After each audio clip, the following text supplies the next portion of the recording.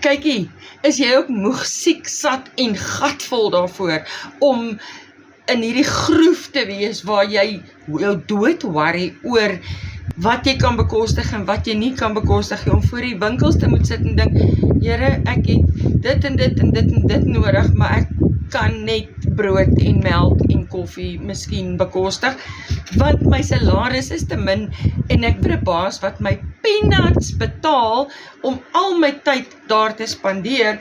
Is jy gatvol daarvoor? Is jy ook moeg daarvoor? Wel, ek was ook daar. Absoluut, ek was ook daar.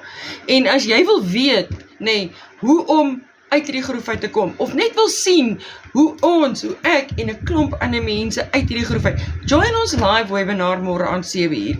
Kom kyk net of hierdie besigheid vir jou ook kan werk, want die Vader weet alleen, ons almal kry swaar in hierdie Suid-Afrika. Regtig, hier is die werkie, of jy is te oud, of jy is te onervare, of iets is fout, maar hier is die werkie, en as jy werk kry, word jy peanuts betaal. So as jy meer wil weet, join ons live môre aand, vra my hoe, en ek stuur jou die link hier in die kommentaar, en dan kyk jy net, is hierdie besigheid vir jou, want ek meen, ons almal kan doen met 'n ekstra paar rand per maand, of per week, of even aan die einde van die jaar, dat ons nie hoef te worry oor Januarie nie. So as jy meer wil weet, as jy ook nodig het om 'n besigheid aanlyn te begin, en jy het 2 ure ekstra 'n dag, of jy kan dit aanpas om 2 ure 'n dag ekstra te werk, aanlyn te werk, vra my hoe in die kommentaar, en ek stuur jou die link vir die free, verniet,